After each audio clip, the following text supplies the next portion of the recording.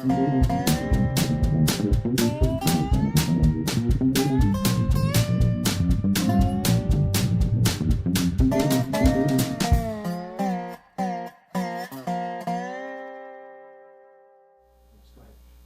is Dave Monk, the Prairie Monk, WAFT Champaign, 90.1 on your FM dial. We're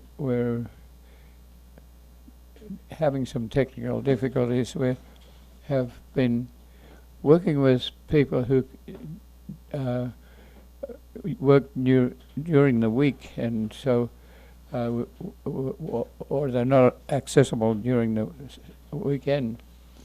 So we have recorded Jason Bleach, who is a Pheasants Forever specialist in habitat reconstruction, and so we have recorded that program on video, and on our computers the video sound records.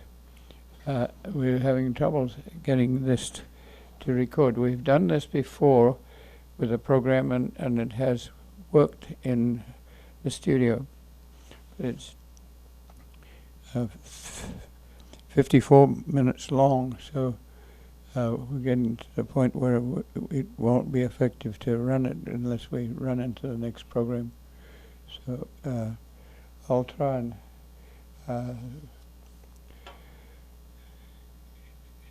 wing it with some conversation. It has been a busy week, and it has been a Memorial Week. Kay Aston passed this week, and she was head of the English for a second language. There were these were people who, after World War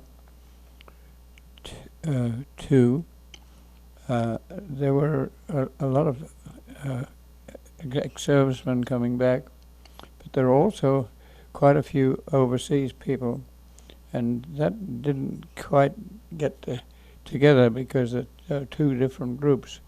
So Mary Hussey and associates were teaching in the English department and suggested that there be an English as a second language unit, and it was formed, and Kay was in charge of that. She was also in charge of taking people to places like Puerto Rico or Iran to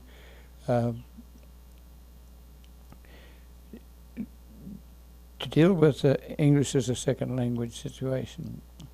And we have other people who do this sort of thing.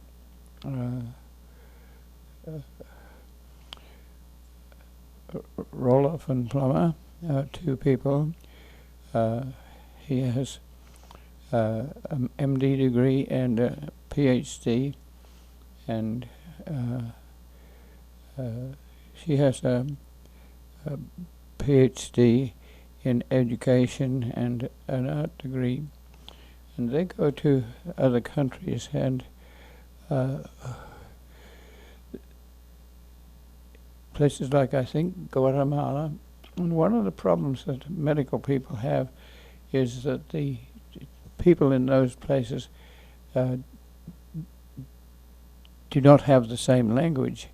If they go to a hospital, they may not be able to deal with the word pain or other things. So this couple is concerned with that, and teaching out of Harvard and other associated organizations. Just this last Friday night, I had a couple come who he is a philosopher, and interestingly, his philosophic specialty is dealing with language to some extent.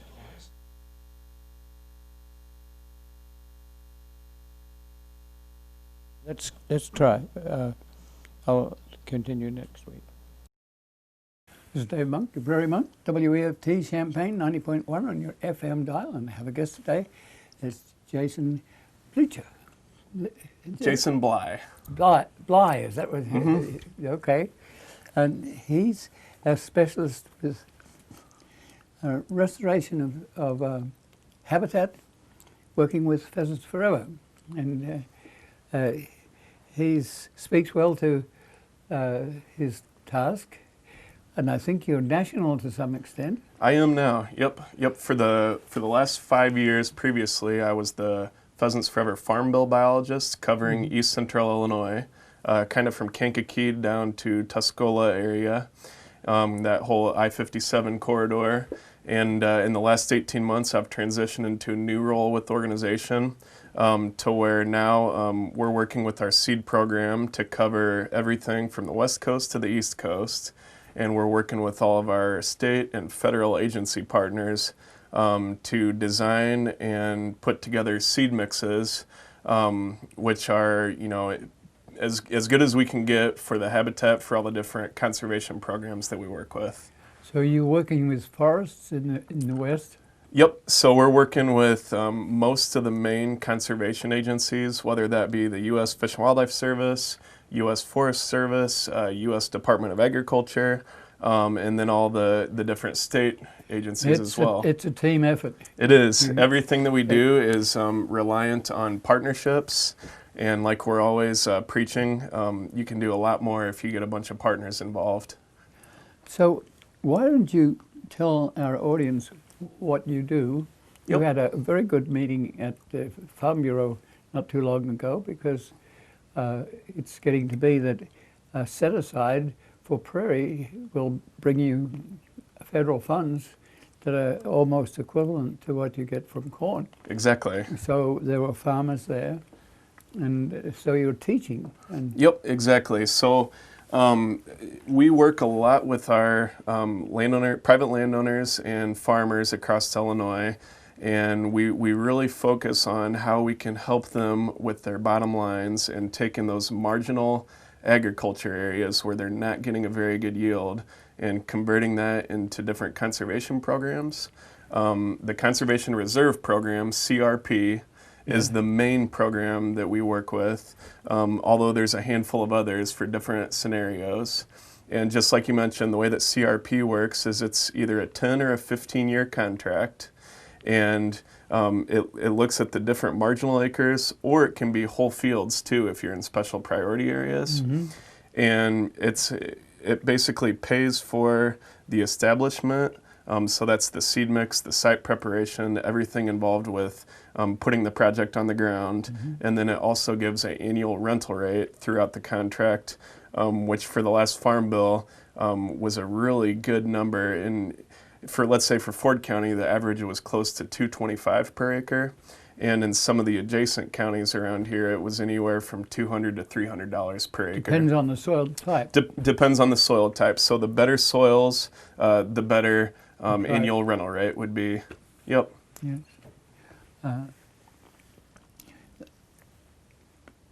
So when you're dealing with farmers and they have grassed waterways, it's very awkward for them because they've built those grass waterways so that they can take machinery across. So how do you deal with that when you've got a bunch of tall compass plants or docks or grasses and they can't see? So if they do a set-aside on either side of that, or it's probably okay, but if you put corn on either side, you have a problem. So we, when we're working with farmers on those types of acres, a lot of times we're focusing on squaring off some of those goofy little shaped fields, and the goal is so that they don't have to drive through them with their equipment. And we really recommend prescribed burning and interseeding as a couple different management options. Prescribed burning really helps to obviously rejuvenate the prairie and keep it looking good year after year. And so hopefully we don't have to worry about farmers having to drive equipment in those fields. Sometimes you have a difference between grandson and father and, and grandfather, And so sometimes when we plant a prairie, we will plant it in a circle, and then we'll put evening primrose or something that grows fast, just so father will not mow the Yep. prairie. And Yep, and we work carefully when we're designing seed mixes to make sure and put in some of those early establishing annuals and biannuals like that.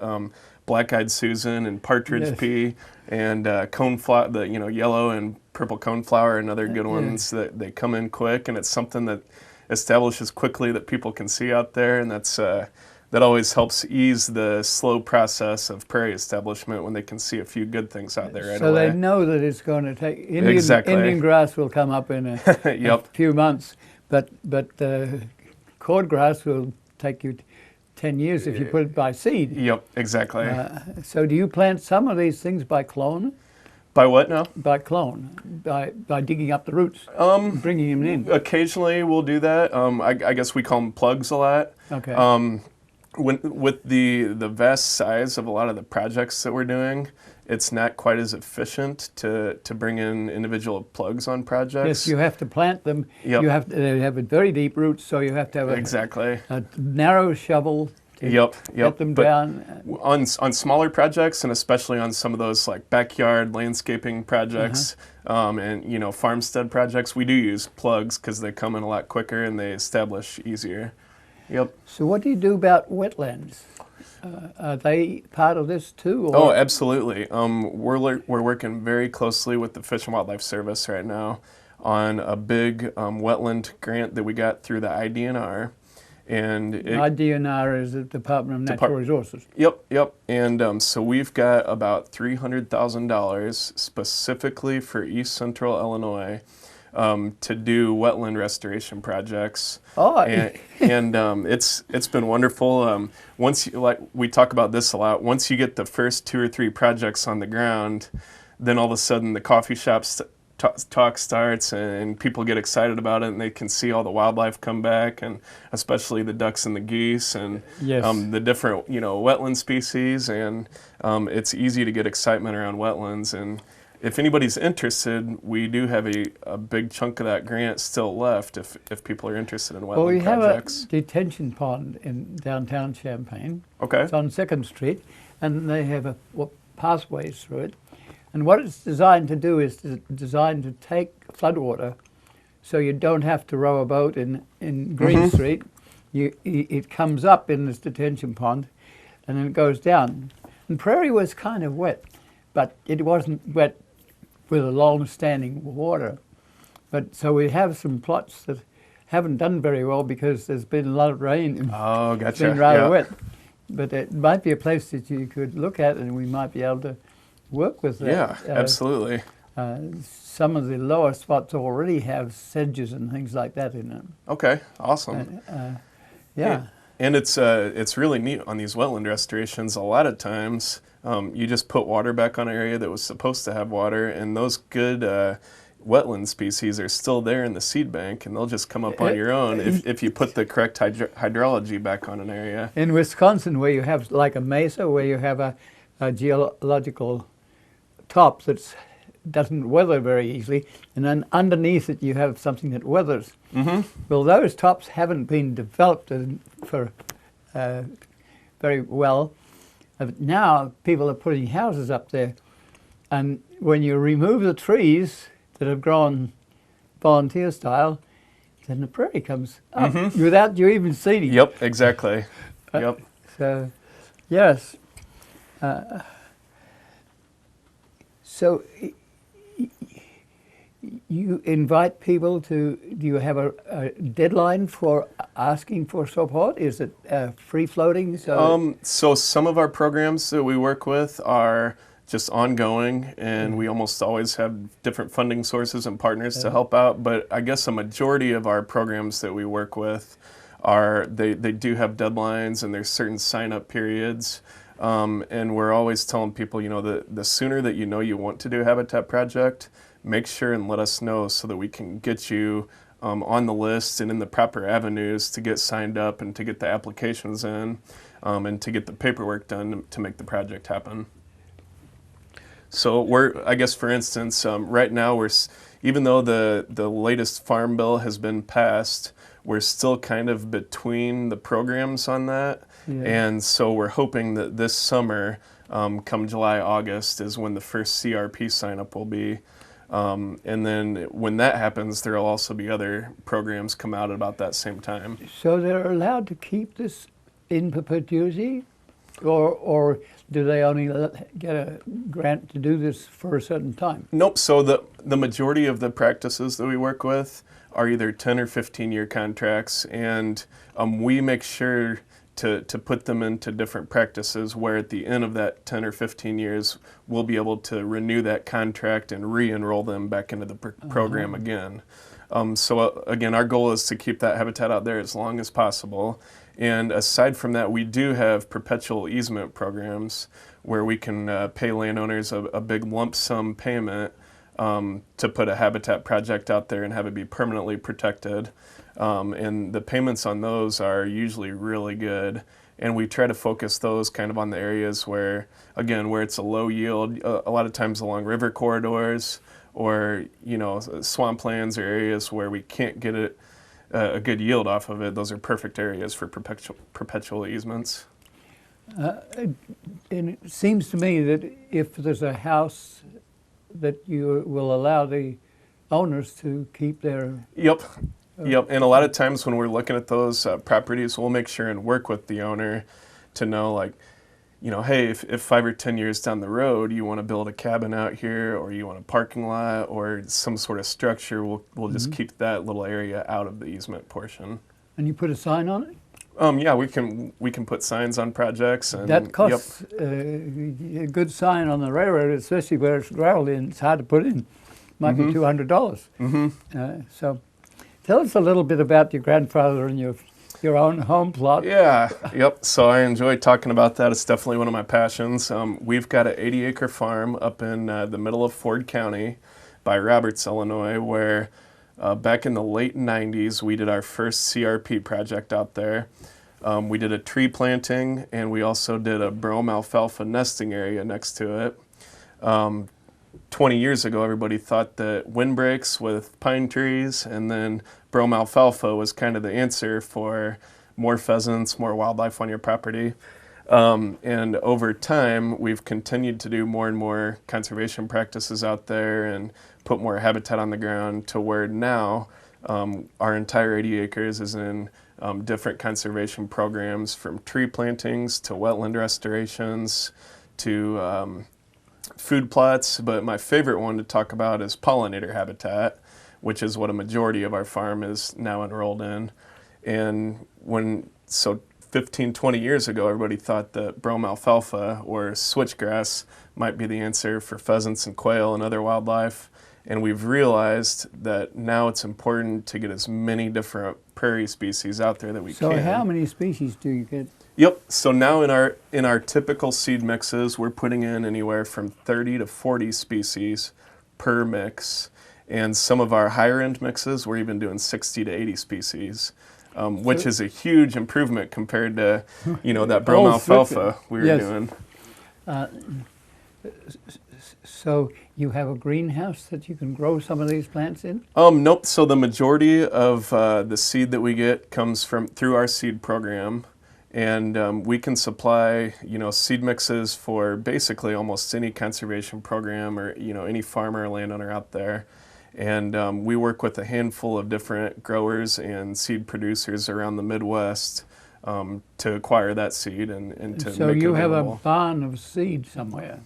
A what? A barn of seed? Yeah, yep. So warehouse of seed. Yep, we have multiple warehouses of seed where we work with the private industry to produce that seed for us, and they're experts in it, and that's their year-round job. So you keep this at a temperature which would...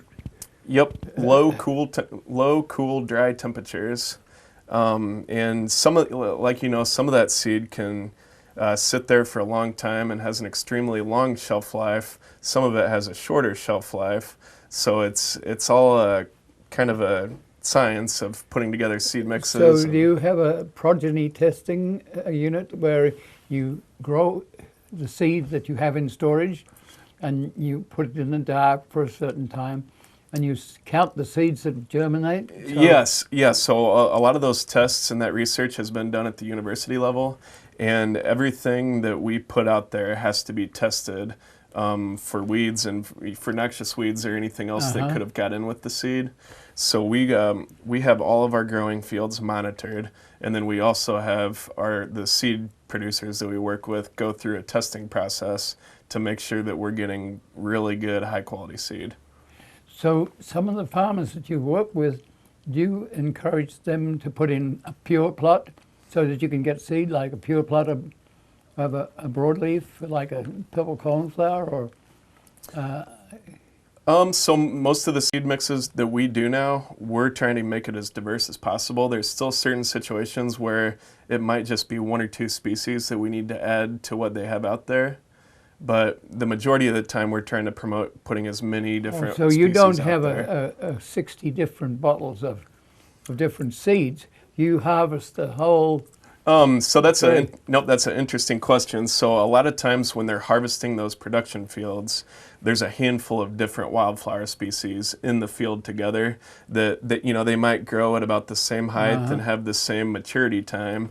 So they'll actually go out there and combine the entire field and get all those species. So you can have a September prairie. And then they have to separate all those species with cleaning equipment, multi-million-dollar machines that separate the seed by a handful of different kind of assembly lines through the machine. So Prairie Moon. Yep, it's very similar to Prairie Moon. They keep the seed separate, and then he mixed it according to the demands. Yep, and we've got probably anywhere from 300 to 400 different species that we can get a hold of. And how many of those are cultivated species? Some of them are. The grasses, back when CRP started, the goal of the program was erosion control and to get full ground coverage as quick as possible. So a lot of those species were cultivated to get, like we'd mentioned, the really aggressive switchgrass or your brome that can be a little bit aggressive. And now we've actually dialed that back, and we realized that it's not the best situation to have those really aggressive species because it takes over your prairie too fast. So now we try to just stay with... you can kill a prairie with too many grasses. Exactly. But so you also need the grasses to burn. To be able to burn. You need a fuel matrix there. Yep. So we try to stay with fairly regional or localized varieties when possible. Tell us how you plant. You seed in the snow in the winter? Yep. So the kind of going back 20 years to that brome alfalfa, the traditional seeding method was to put it in a seed drill and do a seeding in May, the same time that guys are planting corn and beans. Yeah. And now we have really realized, especially with more and more of these species that we're using in our mix, that the best time to do a seeding is late fall or in the middle of winter. And we're basically trying to replicate the way that a native remnant prairie drops its seed on the ground. And it goes through the cold stratification process to loosen up and pop the seed coats open, and then you get better germination in the spring and the summer.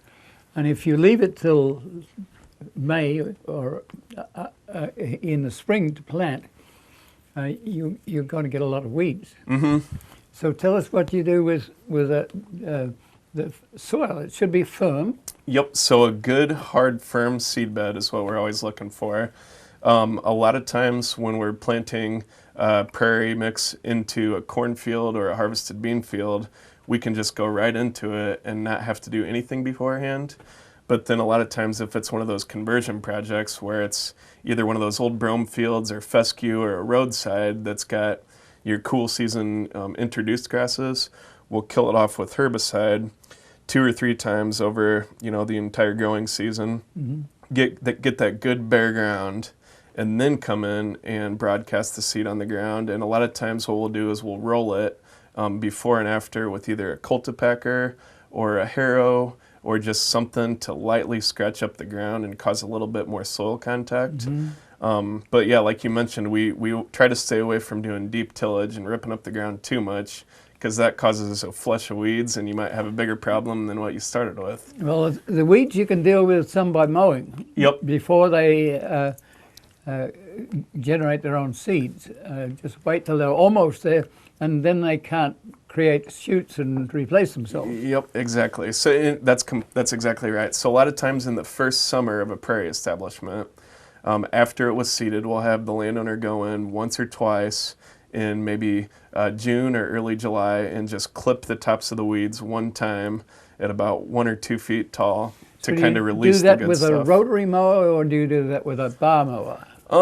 It can really be any kind of mower. The most important thing is that it doesn't get too windrowed and suffocate the good stuff. And also So you rake it afterwards, or you leave it down? A lot of times we'll just leave it. But then the most important thing is to be able to raise that mower deck as high as possible. And like I mentioned, I'm here, and we've also got wildlife biologists on the ground that can come out and look at those new seedings to tell farmers and landowners if it does need to be mowed or if it's better off to just be left as is. Okay. How do you get along with the friendly deer and the rabbits? Mm-hmm. They seem to have an appetite for quality broadleaves. They really do, and that's actually an interesting point that you bring up. Just this weekend, I was planting bare root seedling trees out at our farm, mostly oaks, and within a couple days, the rabbits had came in and nipped off the tops of some of them. But as far as the broadleaves too, that's one thing that we're really trying to promote, especially with the deer hunters out there. Back in the day, all the deer hunters thought you needed these super thick switchgrass stands, similar to pheasant hunters and everybody else, and now they're seeing the importance of these diverse mixes and all the broadleafs in the mixes. The deer just go crazy on some of those broadleaf wildflowers. So you almost have to have them 3 years old before you put them out there, so that they have enough root to shoot back. Mm-hmm. So do you fence your areas? We don't, and especially because the amount of acres that we're trying to get on the ground, it just doesn't make it very efficient. Well, the more acres you have, the more the deer can spread themselves around. So if you have 10,000 acres, then you're going to have some of the plots are going to survive. Yep, exactly. And that's a good point. That the last 5 years with the previous farm bill, our most popular CRP practice was the CP42 Pollinator Habitat, which was very popular around this area. We did 110,000 acres since about 2015, with the majority of that being right here in East Central Illinois. And so, like I mentioned, we're putting a ton of acres on the ground. We sometimes are dependent on railroad lines, and you used to go as far south as Tolono, but between Paris and Hinesboro and Arcola and Lovington and Healy City, there was a railroad line that closed, and it was loaded with prairie. Mm-hmm. So we've lost that because it's going back to the farmers, and that's a problem, because that's where the original soil was. It was the railroads went in linearly, leaving a little piece on either side. So how do you get along with the railroads? So that's a good question. And recently, as an organization, we've started a new initiative called our Rights of Way program, where we're working with all the DOTs, the railroads, the energy companies. Even most recently, we're starting partnerships with solar companies. And we're really trying to work with all those different groups to restore good habitat and keep those areas that are already out there in habitat, keep them protected and looking good. And so we've got some really great partnerships, especially with IDOT here, and we also work with the railroad. So how do you get along with the herbiciding of, if you have a railroad and a road and an interurban, it's very easy for, it used to be that the power companies would have an axe and they'd remove a tree. Now they have a cocktail that gets rid of a tree for 3 years, which makes sure that you get rid of the prairie. How do you handle that worldwide? So that's an interesting question. Even though we're not huge on blanket herbicide applications when possible, there's some really good scenarios where herbicide is necessary. And a lot of times when we're trying to restore some of those roadside or railway acres, we actually do promote hitting it with herbicide to get rid of the bad stuff and to release the good stuff back. But again, you have to be very careful with what herbicides you're using and make sure that you're reading the labels. But the other way around is that the power company doesn't want trees shorting, so they come with the herbicide. It's not you coming with the herbicide. Exactly. And you have not a great deal of control over it. And they also spray vertically as well as horizontally. Yep. And they do it in a wind that's more than 15 miles an hour. Yep. And so that's exactly why we're trying to partner with some of those groups to help them with their management options and to help them promote putting good habitat back out there. Like specifically, we've got a partnership with Ameren, Illinois and Ameren Transmission, to where we're working with them when they go in and they clean up one of their transmission lines. We work with them to put good seed mixes and good habitat back out there, because it not only helps the environment, obviously, but it also helps them with some of their maintenance costs. Because if you can get the right native habitat back on the landscape, you don't have a lot of trees. It'll keep the trees out, and if you can get that good native stuff established, then it's harder for the invasive stuff to come in. Well, from Urbana to Danville, we have this Kickapoo Trail, and adjacent to it is an interurban line, and it's being cleaned up. The trees are being taken out, and it's an appropriate time almost to look at that and say we could plant prairie there and help to save Yeah, it. absolutely. And I could be wrong, but I believe that Bruce Stickers with our Champaign Pheasants Forever chapter is actually helping on some of the segments of that project. And it's doing some great things for promoting good wildlife habitat and promoting prairie, especially on those public areas. Yes. We have some time to think about some other corridors that we're very interested in. And let's look at the piece between Urbana and Kankakee, perhaps. You have 74, you have 57, Yep. and you have 45. And so you're nestled in between a bunch of transportation interactions. Yep. We're thinking you could either take people off of 57 going north or off at Kankakee coming south and give them an experience with prairie, because the old Route 45 runs parallel to the main line, and it's protected by happenstance by the railroad laws. And could we, do you have a budget for interpreting these sorts of things? You can put up signs, but you need a little bit more than that. For instance, if you go to the Bloomington Marine, you need to say something about the soil types and the katina, and you need to say something about the reaction of the plants that sort themselves out. And that involves Department of Transportation and Department of Natural Resources. Yep. And it also includes a whole bunch of invasive trees like Russian olives or autumn olives and bush teasel. honeysuckle. Yes. Yep. Teasel. Yep. So do you depend on volunteers to remove these things? If we were looking at that corridor between Paxton and Rantoul. Yep. It's So we have almost every county in the state has either a Pheasants Forever or a Quail Forever chapter, and they're very community-based. A cool thing about our organization is 100% of the dollars raised at the local level, the money stays local, and we allow those committees and those chapters to decide how to spend the money.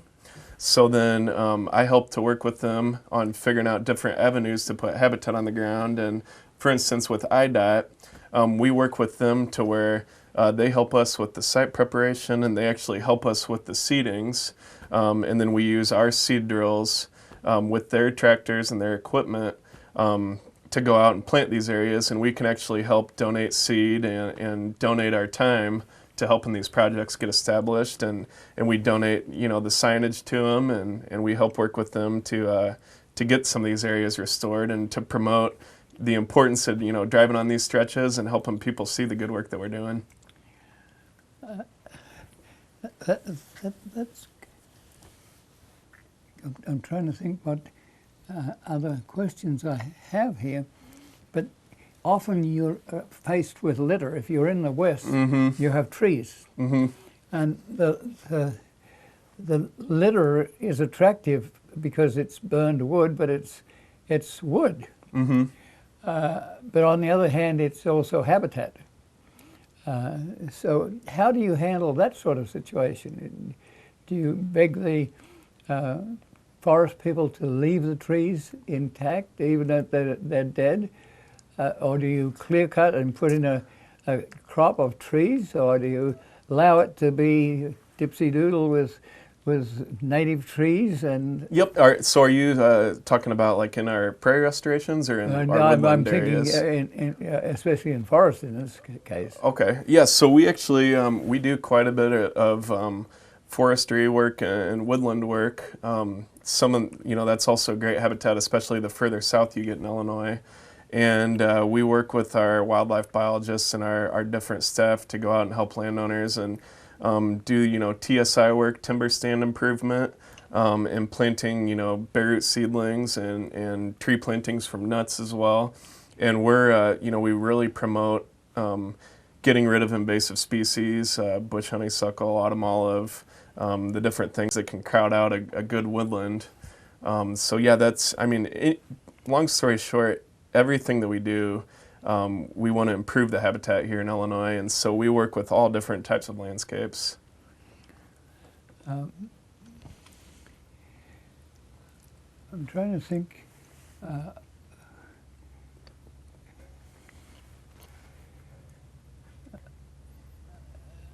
I'm blanking out here. Oh, I know what I was wanting to say. How about connectivity? If you have birds and bees and the like, do you promote this farmer to be next to another farmer?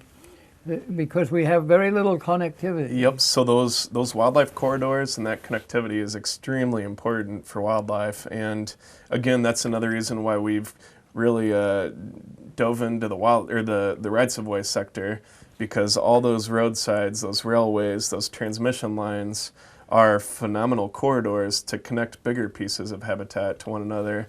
And we do this when we're working with farmers and landowners. We're always promoting the same thing.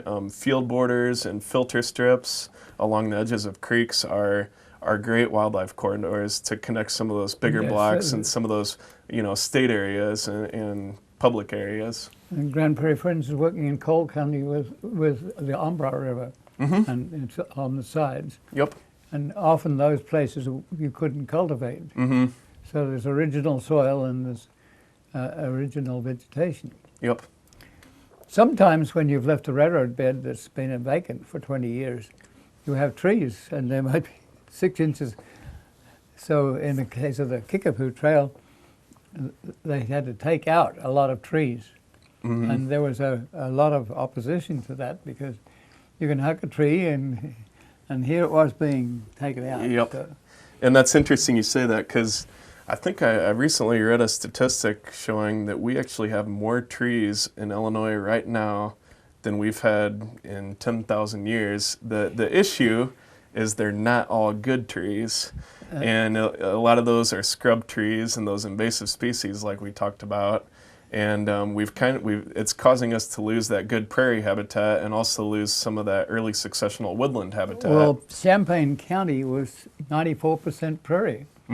So if you keep planting forests, you're planting them on prairie soil. Exactly. And a lot of times too, with some of our tree plantings that we do through programs, they don't work so well because we have good, thick prairie soils here. It wasn't meant for trees. It was meant for prairie grasses and wildflowers. Yes, the trees don't do so well, and the trees have to be in a forested situation because, like the big grove, the roots of the trees aren't deep. They're not deep-rooted trees. They're not tap-rooted trees. And if you have one tree in a savanna and a windstorm comes up, you're likely to lose it. But if you have a forest, then it's more likely to be saved because the wind doesn't get into it. Exactly. Yep. So if you do plant a forest, you should be cognizant of that. Mm-hmm. How do you relate to the native populations that used to come and live in the prairie in the summertime? Do you encounter native people who are saying to you, this is what we used to own and we like what you're doing? Oh, absolutely. It seems like that continues to get more and more popular. Although, our main audience is usually farmers and those big partners, agency partners. We're starting to work with tons and tons of, more recreational landowners or hobby farmers that they want their entire property converted back to good native habitat. They want the most wildlife benefit that they can get out there. And like we're always talking about, we don't care whether it's somebody in town with a little 20 by 20 foot area in their backyard and they just want a little pollinator garden, or whether it's somebody in the country that owns 500 acres. We want to work with as many different people as possible to get as much habitat back out there as we can. So some of this relates to the insects. The insects population is huge. And whenever you do that 10-foot square piece in the backyard, you'll be amazed at the number of insects that arrive. Absolutely. Yep. So how do you handle the bee story? Because the bee that we have for honey is an Italian bee. It's an introduced bee. And so do you encourage bumblebees? And if so, how do you do that? Yep, so that's a very good question. We definitely try to emphasize to people that native pollinators and your native bees are just as important, if not more important, than honeybees. They have holders that can get into a flower and get pollen all over them and taken somewhere else. Yep, and honeybees have been, great for helping us promote habitat, and it's something that a lot of people can relate to. A lot of people are beekeepers. They like honeybees, and it helps us to, give our habitat message to a new audience. But yeah, we definitely focus mostly on the native pollinators. But anything that can help us promote pollinator habitat out there we'll do. And like we talk about a lot, 1 out of every 3 bites of food that we eat comes from those pollinator species and from pollinator habitat. And whether you're talking to a little kid or somebody that's older, somebody in the country, somebody in the city, everybody can relate to the importance of that message. We can't live without food. It doesn't get more simple than that. Well, we also have an earthworm that's an introduced species, and so sometimes you can walk into a forest and you can hear the earthworms draw back into their burrows. So that's another one that interests me. And another insect species that has really had a lot of concern and a lot of popularity in the news recently has been the Monarch Butterfly. Yes. And this June, in the next couple months here, is when the Fish and Wildlife Service is going to make potentially one of their biggest decisions of all time of whether or not to list the monarch as an endangered species. Yes, it's been down, down, down. Yep, and so it's kind of crazy. From the early 1990s to the last 3 or 4 years, we went from seeing phenomenal numbers of monarchs to, in the last few years, we've seen the lowest numbers ever recorded. And part of it is not the human, it's weather and other things. Yep, there's a handful of different factors. So, yes, when you talk about people getting to be what the Australians would call pit street farmers, Galena interested me. They had wanted to preserve a small plot, but then people got involved and it got to be bigger and bigger. So you find this expanding sometimes? Oh, absolutely. And like I mentioned earlier, the more partners that we can get involved in these projects, the more popularity they gain, the more momentum that we gain. And you get a bunch of people on board trying to do the same thing, and it can have a huge impact on the landscape. And we're working with basically everybody that is a stakeholder and a manager of land, from park districts to city and town municipalities, all the different agencies out there, private landowners, residents in the middle of town. There's no project that's too small for helping the cause. So buffalo used to eat the prairie.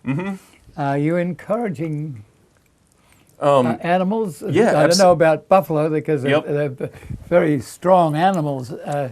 But so in Manhattan, Kansas, you have a team of buffalo. Up in northern Illinois at Nechusa Grasslands, the Nature Conservancy owns and manages a lot of ground up there. And they've released buffaloes, and they're using them as a management technique, again, to keep that native grass suppressed and to keep the wildflower diversity out there. And so, yeah, the cool thing is you can mimic what buffaloes did out here 200 years ago with cattle and livestock now. So we're actually working with cattle farmers across the country to convert some of their cool season grasses back to good native habitat, and then it helps them with their profit because then there's something growing in those hot days right in the middle of summer, and it also those cattle help manage the habitat out there. The big problem for settlers was that they would like their calves to drop in March, but the prairie doesn't come up till June. Yep, exactly. And so they brought in all sorts of clovers, and they can be an invasive species. They're beautiful as pollinators, but we fear them sometimes because it costs us thousands of dollars to take those things out, and they just really have been bred to be wonderful hay species. Yep. And typically we usually stay away from the clovers in our good native mixes. Just like you said, that occasionally we'll have people want to use clovers in their food plots because they come up early in the spring and they stay late in the fall, but a lot of times we try to keep them separate from our native species because they can take over. Yep. Okay. What do you do with water? We have a problem in Champaign County where irrigation can take out of a very pure water in an aquifer, can take it out and put it into a drainage ditch when it drains, and it's more water than Twin Cities use in total. Yep. So how do you work with farmers that are using a lot of water, and they can start early in the season and they can almost get two crops? We really don't have too much to do with their irrigation processes or the timing on that, but we do work with farmers who irrigate to take those pivot corners to put those into habitat. Not so much here in Champaign County, but the further west you go, yes, there's you can see them from a plane. Yep, there's tons of irrigation out west in Nebraska, Kansas, Colorado, and we're working with those farmers out there to take those pivot corners and put that into habitat. So in regards to water quality, we do a lot of work, like I mentioned, with wetland restorations, and we're trying to keep as many of those wetlands out there for water retention, for water quality, nitrogen reduction. Sometimes there are places where the water goes down into the aquifer. And what generations are involved? We used to have little old ladies with tennis shoes that did a lot of preservation work because they were at home, but then they were very much able to go and check out with the mayor or someone. Yep. Are the young people getting involved in this because they're going to have less? They are. It's been interesting to watch over the last 6 to 8 years. The more and more young people that are getting engaged with our Pheasants Forever and Quail Forever chapters, and they recognize the importance of knowing. They want to know where their food is coming from, where the water is coming from, and they recognize that there are extreme concerns on the landscape now, and working to restore some of those areas and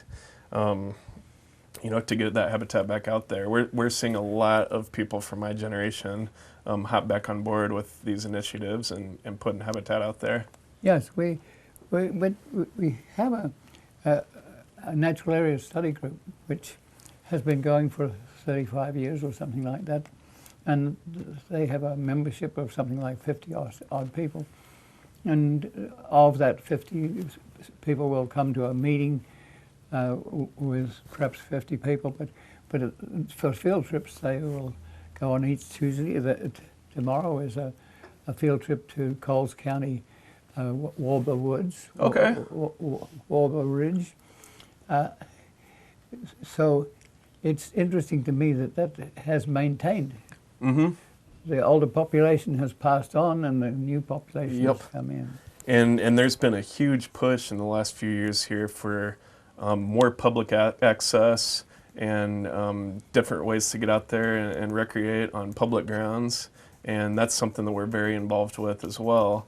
Getting as much public access and as much public ground as we can out there as possible to keep people connected to the land. Well, people want to see that their children will have access to a woodlot or a prairie. Exactly.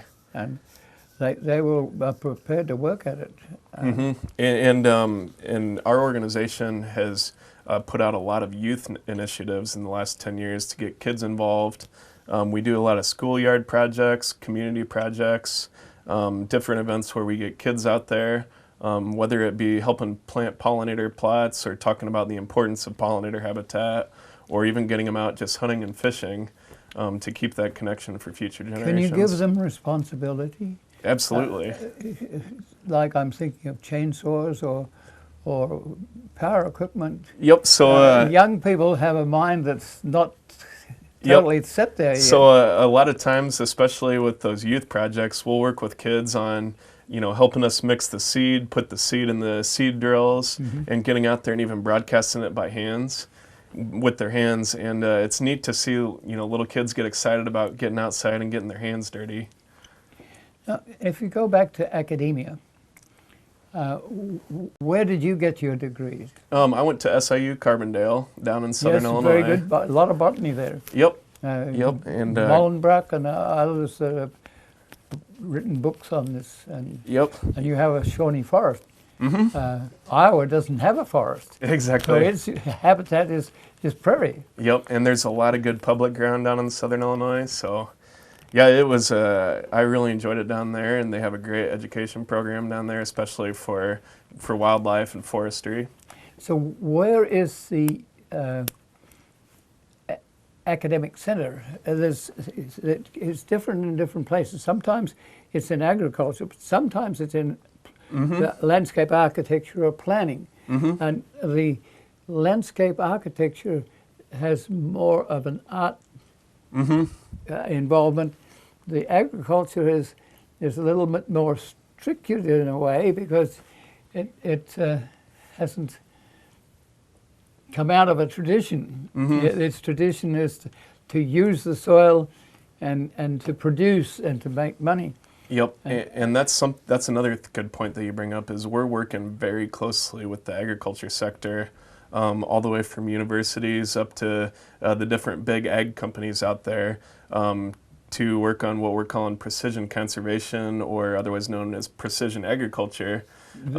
Explain it. It's where you're planting herbicide or fertilizer according to the soil type, and you have a computer on your machine that lets you change. So if you have a sandy soil that's not going to retain as much fertilizer, you put less fertilizer you dial it back there. It doesn't run into there's less runoff. Yep, and we're trying to, just like you mentioned, we're trying to pick out those areas where we can reduce the nitrogen or the fertilizer that we're putting down, or we're really trying to promote cover crops, or again, using conservation programs on those marginal acres to pick out those pieces on farms where you're not going to get a very good yield and put that into conservation, because it not only does it help the environment, but it helps the farmer's bottom line in most cases.